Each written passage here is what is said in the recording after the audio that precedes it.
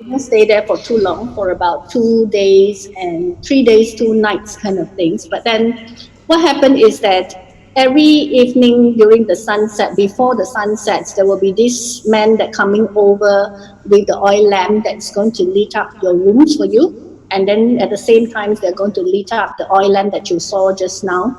So along the pathway, there's no electricity in the place. And early in the morning, the moment that the sun rises, the same persons will come over to collect all the oil lamps and then to kind of off all the oil lamps that's along the pathway. So basically, in this place, it's very clear of the days and night, because at night there is no artificial lights at all. It's just complete black kind of situations, and then we is really a reminders of how our ancestors live, that you have the seasons and you have the days.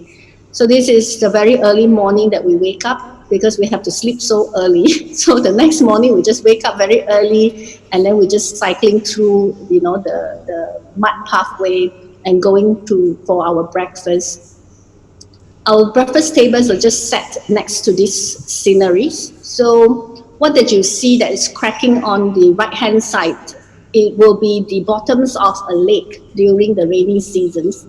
And then you will be able to see the waterfalls over there and all kinds of birds. That one thing that really astonishing is that the people there will be able to look at the birds and then tells me the names of the bird, and even tells me whether they are seasonals, migrating, or something like that. But I don't think many of us, pay that kind of attentions to the birds or the fauna, floras, everything's around us. And they are very much connected and rooted to the land compared to us who are, so used to the city. And this is actually the sceneries during the dry season. So you just imagine that the water level is going all the way up until it reaches the bank that you can see from the furthest part of it. And they say that during the rainy season, then they will set up the meditations platforms over the other end. So that will be the activities for the resort. So during the times while we were in the mud house, we visited quite a numbers of the crafts, that means the local crafts. So they basically lead us to look into how they actually weave the thatch roof. Even though over here you see the green leaves, actually they have to dry the leaves first before they can weave it, but they are just demonstrating to us how they do that. And those are basically the materials they can find anywhere, around them. And then the adobe, which they use the local clays to make the bricks that they are going to just burn it during at the open fires, just cover it with more thatch roof and things like that. And this is the wall. So again, you will see the twigs and whatever trunks, of a medium size that they just tie together with the jute ropes, and then they will have this mud again mixed with dungs, mixed with the fibers, and then they will just fill up. And then after that, they are going to just smoothen it with their hands or some simple tools, and then they will make it. So in Sri Lanka, according to them, that because most of the vernacular houses is made by hand, just using very simple tools, simple constructions methods, materials that is almost free. So basically what happened is that during the seasons where they are harvesting, then they will be busy working on and things like that. During the seasons when there is no harvest, like in between the planting and the harvest, while they are letting the land to rest, that is when they help each other to maintain the houses. So maybe the whole village will help out each other. It's very much like in Malay kampungs where, during the paddy harvest seasons, family A will go over to family B to harvest first, then only the B will go and help out the A to harvest their fields. So it is very much of a community kind of spirits that they have there. And because maintenance is so easy and so affordable, so they do not have these issues of that they have houses that's left and then they need somebody, with the technical knowledge and things like that to come and help them to maintain the house, which is something that we are very much lacking now. Because now even with my house plumbing issue, I have to call someone and pay them 200 ringgit just to fix the plumbing. Where over here, everything is very much affordable and very easy. And this is the floor. So if you know that what you step on is actually the cow dungs and the clay and the fibers, I'm not sure how you feel, but then they actually told me saying that with the cow dungs mixed with it, they can deter more bugs. I don't understand the theory, but this is what they have learned from, their experience and things like that. So after the mud house, we've moved on to some ancient site. This is the very first Buddhist monk settlements. So other than the facades that you see that is kind of very man-made, all the others interior spaces basically carved out from the rock itself. So they try their best to carve it to show the curvatures of the lines and things like that. But all of this is very much carved out from a very big boulders.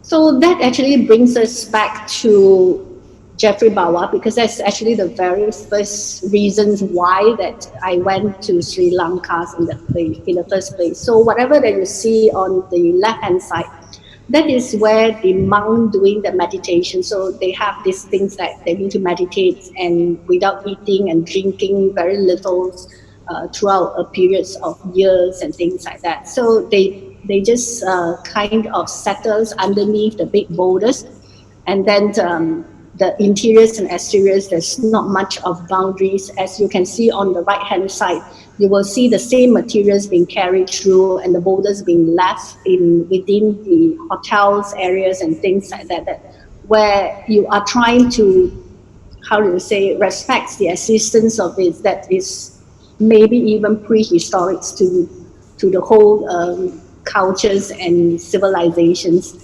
So this is actually another work by Jeffrey Bawa that is in estates, Tanjung Ganga. Right?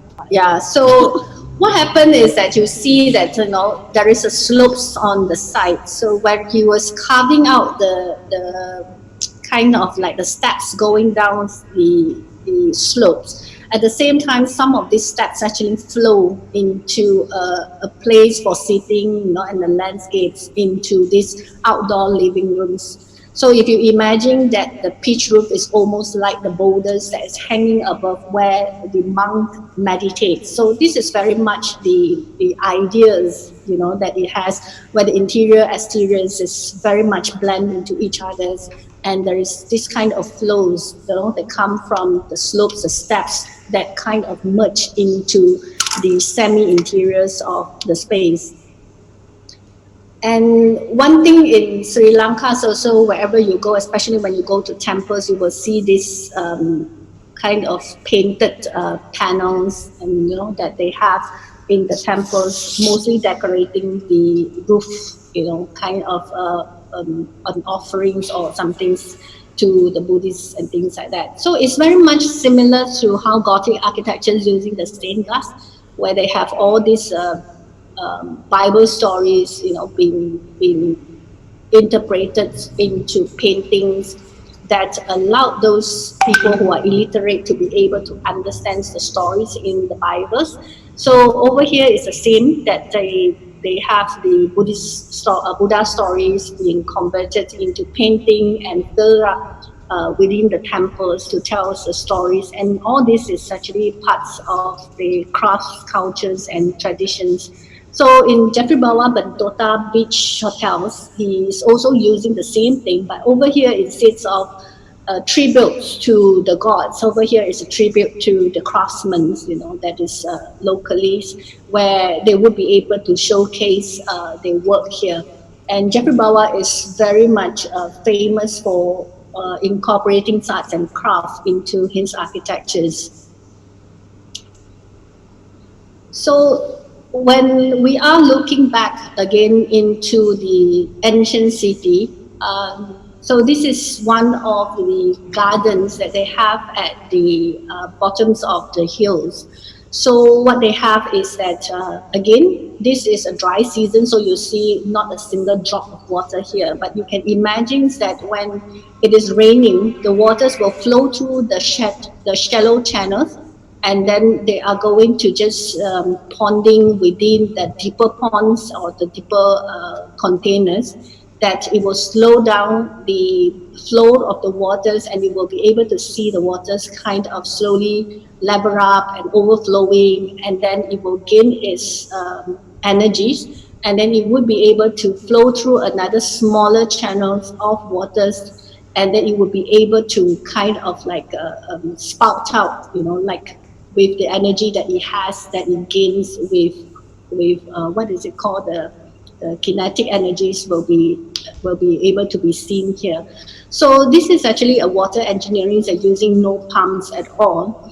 And the same things that you can see over here, I think it's in the Lighthouse Hotel, that's also designed by Jeffrey Bowyer, that you can see that the water is actually kind of flowing from the lower, shallower portions of the pond that going into the deeper portions of it. And as you descending down the steps, you are basically walking down into a water that's almost symbolizations of purifying your soul or whatever it is. So this is also another part of ritual. So I think Jeffrey Bowyer has been related to how local his architecture is because he really pay attention to all these small little things that he can observe from the ancient architectures, and to make it relevant again in the modern architectures. So this is also in another of his work that you see again the channel has been taken. So instead of almost dead pool, or with the stagnant water, the water is allowed to drip on and create the dynamics. And this is also near the Bentota Beach. It's one of the very small train stations that is designed by Jeffrey Bowyer also. So I put one pictures of the crafts on the other side where, it's the bus where you use your hands. So when you're using your hands, you can hardly create the right angles of anything, right? So everything is in its curvatures and so on and so forth, where basically you feel as if that this small little building is rising from the ground and being crafted by hands, so you can really feel the warmth of it. So this is another of his work that you can see again. This is almost like a curvatures. Basically you feel like as if this whole steps is actually a staircase going up all the way to the dining hall. Okay, so you can feel as if that this whole staircase is kind of being wrapped around, by the mud wall, so almost like in the bus also. So when we are looking into treating the boundaries, that what I can see from Jeffrey Bowyer works compared to the middle picture showing the moonstones, if I'm not mistaken. So that mark the boundaries compared to the human world and God world. So the middle, they make a very strong statements here. When all the others is rectangles, this is the only one that is different from the others elements of the constructions, just to show you the importance of the boundaries. But then if you look into the two pictures on the side, okay, the one that on the left is where he tried to blend in, where he doesn't want you to feel that there is an man-made structures and also the natures and things like that. So you don't really see that there is a huge change of the levels. You do not need to lift your legs, to cross the boundaries and so on and so forth. The change of level has been minimized, and then you see that the exteriors materials has been brought into the interiors to a certain extent. Whereas on the right, you will see again, this is the outside and inside where he would like to show you the boundaries. Then there is a bigger change in terms of its steps and levels, but then he is trying to continue it in a certain sense by using the same materials. And then this is the other one that he basically framed the whole connections. This is actually views that across a few villas all along in the same row. But the one that is round, that is the front, the very front windows, is showing the public spaces, and all the squares is actually showing the divisions of the individual villas.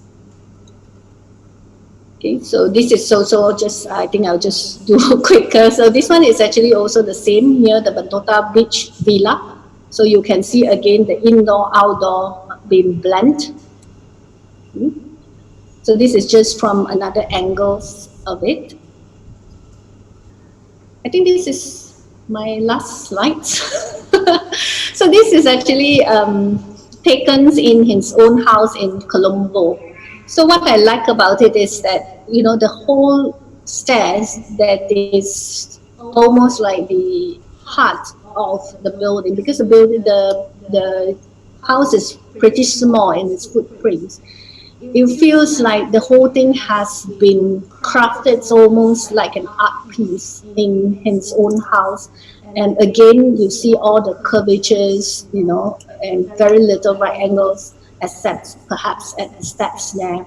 So I think his intentions is to kind of like creating a masterpiece, you know, that's elevating people's from the ground all the way to the top floor, where at the top there is a open areas where they gather around and kinds of get-togethers. So I think the thing is that we are all talking about localities that, you know, one can have, but I suppose you can never be able to connect to the locals if you have not really go into the histories. I think one thing good about these trips is that, you know, we visited the ancient and also the modern to try to see that how they connect to each other.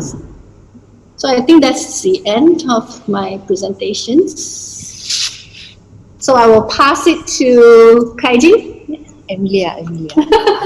Yeah. All right. Thank you, Miss Chia Lin Lin, for that insightful presentation. Now, I think I'd like to see.